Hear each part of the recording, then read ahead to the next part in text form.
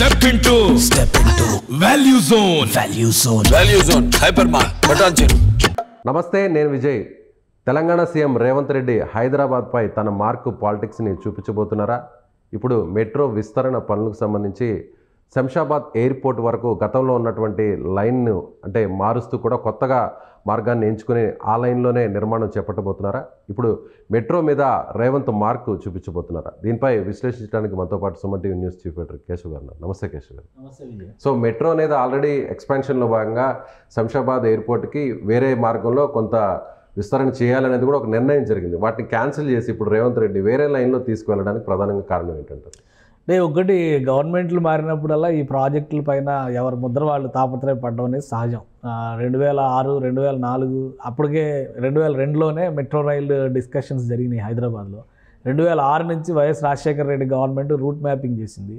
ఎందుకంటే 2 కారిడార్స్ అప్పటికే వాళ్ళు డిసైడ్ చేసింది. 2 కారిడార్లో ఒకటి హైటెక్ సిటీని కనెక్ట్ చేస్తూ నాగోల్ వరకు వెళ్ళడం, ఇంకోటేమో ఎల్బీ నగర్ రూట్ నుంచి ఇటు మియాపూర్ వరకు రావడం. ఇది ఎక్కడ మధ్యలో అమీర్పేటలో ఇంటర్సెప్ట్ అవుతాయి ఈ రెండు కూడా. ఇది అప్పుడు పెట్టుకున్నటువంటి ప్రపోజల్. ద సేమ్ టైము చాలా అంశాలు ఇందులో ముడిపడి ఉన్నాయి. హైదరాబాద్కి చుట్టుపక్కల వస్తున్నటువంటి డెవలప్మెంట్ రీత్యా మెట్రోని విస్తరించాలి అనేటువంటి డిస్కషన్ ఎప్పటి నుంచి జరుగుతుంది. 2014లో తెలంగాణ గవర్నమెంట్ వచ్చిన తర్వాత కూడా అప్పటికే ఆల్మోస్ట్ ఒక 50-60%, 60% అండ్ ఆల్మోస్ట్ 80-90% అయ్యి ఉండొచ్చు. ఎందుకంటే కిరణ్ కుమార్ రెడ్డి గారే దాన్ని ఇనాగ్రేట్ చేయాలని కూడా ప్రిపేర్ అయ్యారు ఒక దశలో, ఒక రూట్ ఇనాగ్రేట్ చేయాలని. బట్ కాలేదు. గవర్నమెంట్ ఫామ్ అయిన తర్వాత, తెలంగాణ గవర్నమెంట్ ఫస్ట్ ఫామ్ అయిన తర్వాత చేసింది ఏంటంటే మెట్రో రైలు పనులు ఆపేస్తున్నాం. ఒక 6 నెలలు గందరగోళం సృష్టించారు. అసెంబ్లీ ముందర నుంచి వెళ్తానికి వీల్లేదు, హైదరాబాద్ తెలంగాణకు తహజీబు అది ఇది అని చెప్పని దీనికి సంబంధించి ఇది ఒక గొప్ప ఐకానిక్ బిల్డింగ్, దీని ముందర వెళ్తానికి వీల్లేదు. ఫైనల్గా మళ్ళీ దాని ముందర నుంచే ఎలివేటెడ్ కారిడార్ అయ్యి, ఎందుకంటే అప్పుడు ఏం చెప్పారు, భూగర్భంగా మేము ట్రై చేస్తామని చెప్పాను. మళ్ళీ ఎలివేటెడ్ కారిడార్ అక్కడ వేశారు. ఇప్పుడు ఇక్కడ రేవంత్ రెడ్డి గారు పెట్టినటువంటి పాయింట్ ఏంటంటే కొంచెం ఇది వ్యాలిడ్ పాయింట్. ఎందుకంటే ఇది ఏదో బెంకానికి చేసినటువంటి నిర్ణయంగా మనం చెప్పలేం. ఒక వ్యాలిడ్ పాయింట్ ఉంది ఇందులో. ఎక్కడి నుంచి అయితే మెట్రో రైలు ఇప్పుడు వెళ్ళబోతుందో, ఎందుకంటే హైటెక్ సిటీ నుంచి వచ్చినటువంటి రూట్ని ఎక్స్టెండ్ చేసి గచ్చిబౌలి జంక్షన్ ఓఆర్ఆర్ నుంచి ప్యారలల్గా తీసుకెళ్ళాలి అనేటువంటి ఒక ఆలోచన చేశారు.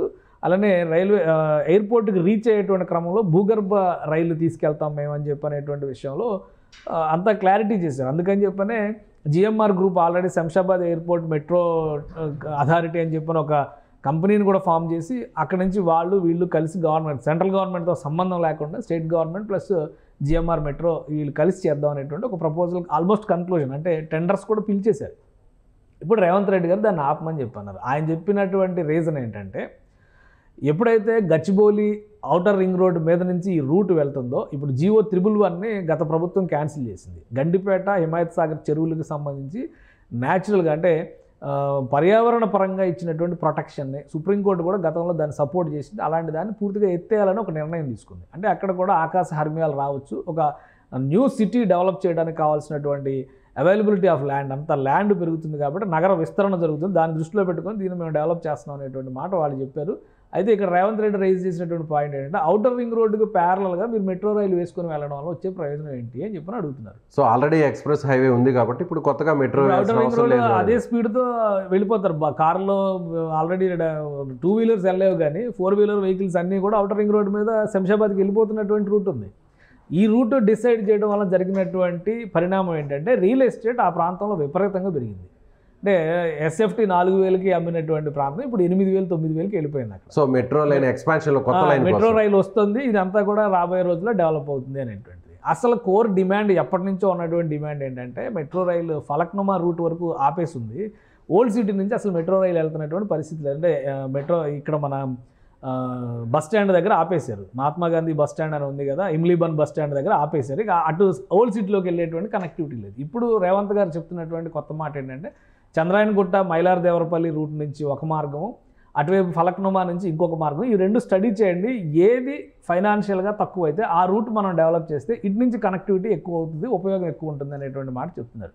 కాబట్టి ఇది రేవంత్ స్టైలు, రేవంత్ మార్క్ అని అనుకోవాలా, లేదా సిటీకి లాంగ్ రన్లో ప్రయోజనాలు తీసుకొచ్చేటువంటి ప్రణాళిక అనుకోవాలా చూడాలి. ఎందుకంటే భవిష్యత్తులో ఔటర్ రింగ్ రోడ్డు తర్వాత కనుక సిటీ ఎక్స్పాండ్ అయితే ఒక 10 ఏళ్ల తర్వాత వినియోగంలోకి రావచ్చు. కానీ ఇప్పుడు సిటీలోంచే ట్రావెల్ జరుగుతుంది. సిటీలోంచి ట్రావెల్ జరుగుతుంది కాబట్టి మెట్రో రైలుకి సిటీలోంచి కనెక్టివిటీ ఫలక్నుమా నుంచి ఉంటే కనుక ఎక్కువ అడ్వాంటేజ్ ఉంటుంది అనేది ఆయన చెప్పినటువంటి రీజన్. దీనిపైన అధ్యయనం చేయాలి, సైంటిఫిక్గా చూడాలి. ప్లస్ ఆల్రెడీ ఒక ప్లాన్ అనుకున్నారు భూగర్భంలోంచి మెట్రో రైలు. ఇప్పుడు లండన్ ఎయిర్పోర్ట్లో వాటిలో ఎట్లా ఉంటుందంటే డొమెస్టిక్ ఎయిర్పోర్ట్కి ఇంటర్నేషనల్ ఎయిర్పోర్ట్కి మధ్య భూగర్భ రైలు లైన్ ఉంటుంది. ఇక్కడ నుంచి అక్కడికి 5 minutesలో వెళ్ళిపోయేటువంటి వెసులుబాటు. దగ్గర 30 kilometers డిస్టెన్స్ 5 to 10 minutesలో కవర్ చేస్తారు. కాబట్టి ఇక్కడ కూడా ఆ స్పేస్ని ఎలా కవర్ చేయాలనే ఆలోచనలోనే వీళ్ళు ట్రాఫిక్ కంజెషన్స్ ఏవి ఉండకూడదని అండర్ గ్రౌండ్ అని ప్లాన్ చేస్తున్నామని ఒక పిక్చర్ అయితే చూపించారు. ఇప్పుడు రేవంత్ రెడ్డి దాన్ని ఏ విధంగా మారుస్తారు, దానికి అక్కడ ఉండేటువంటి వైబిలిటీ ఏంటి, ప్లస్ అవైలబిలిటీ ఆఫ్ ల్యాండ్, ముఖ్యంగా ఓల్డ్ సిటీలో కన్స్ట్రక్ట్ చేయాలంటే ఇప్పుడు బార్కస్ లాంటి ఏరియాస్లోంచి మెట్రో రైలు తీసుకెళ్లాలంటే చాలా క్లిష్టమైనటువంటి ప్రక్రియ అది. అక్కడ అవైలబిలిటీ ల్యాండ్ ఎలా ఉంటుంది, స్థల సేకరణ అనేది చాలా ఇబ్బందిగా ఉంటుంది. కాబట్టి అవన్నీ కూడా అధ్యయనం చేసేదానికి ఖచ్చితంగా మళ్ళీ ఒక 5-6 నెలల సమయం పట్టే అవకాశం ఉంది.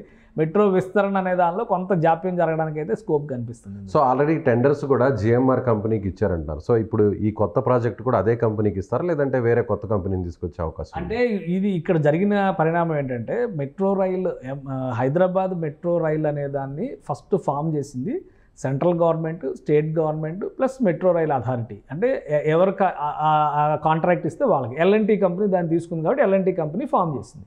L&T company Hyderabad, Telangana government అప్పుడు ఉన్నప్పుడు ఆంధ్రప్రదేశ్ గవర్నమెంట్, ఇప్పుడు తెలంగాణ గవర్నమెంట్ టేక్ ఓవర్ చేసింది. సెంట్రల్ గవర్నమెంట్ కూడా ఒక 20% దీనికి సపోర్ట్ చేసినటువంటి పరిస్థితి ఉంది.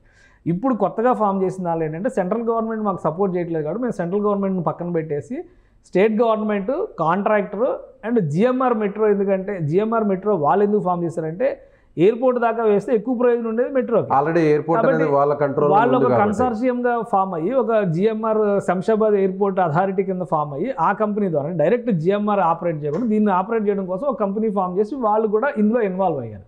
ఇప్పుడు వీళ్ళు ముగ్గురు కలిసి అంటే state government plus metro authority plus GMR authority, ఈ మూడు కలిసి ఒక టెండర్ పిలిచి దానికి వెండర్స్ని ఫైనలైజ్ చేయాలి. ఇప్పుడు ఆ టెండర్స్ పిలిచేటువంటి ప్రక్రియలో ఉన్న దశలోనే ఆపాలి అనేటువంటి ఆలోచన తెలంగాణ గవర్నమెంట్ చేసింది. ఇప్పుడు ఎవరెవరిని అంటే కన్స్ట్రక్షన్ మళ్ళీ ఎల్ఎన్టీకే వస్తుందా, ఇంకెవరన్నా దానిలో ఇంకా తక్కువకి కోట్ చేస్తారా, లేదా జిఎంఆర్లో ఉన్నటువంటి కన్స్ట్రక్షన్ కంపెనీలు ఇంకా తక్కువకి చేస్తాయి. ఎందుకంటే దానిలో బోల్డన్ని టెక్నికల్ ఆస్పెక్ట్స్ ఉంటాయి. ఆల్రెడీ ఈ టైప్ మెట్రో రైల్లో వర్క్ చేసినటువంటి ఇంతకు ముందర మనం ఢిల్లీ మెట్రోని కన్సల్టెంట్గా పెట్టుకున్నాం హైదరాబాద్ మెట్రో కట్టేటువంటి క్రమంలో.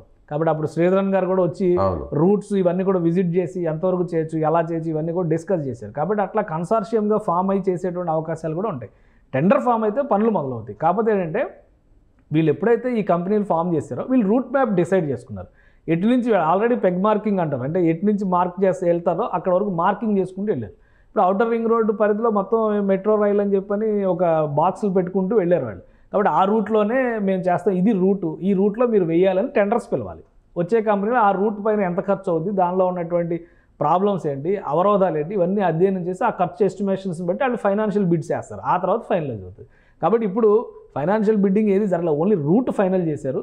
బిడ్డింగ్కి వెళ్ళేటువంటి క్రమంలోనే ఆయన ఇప్పుడు టెండర్స్కి వెళ్ళేటువంటి క్రమంలోనే ఆయన ఇప్పుడు ఆపారు. ఆ టెండర్స్ అయిన తర్వాత ఫైనాన్షియల్ బిడ్డింగ్కి వెళ్తారు. ఇవన్నీ జరగాలంటే కంపెనీ సెలక్షన్ జరగడానికి కూడా ప్రాసెస్ ఉంటుంది.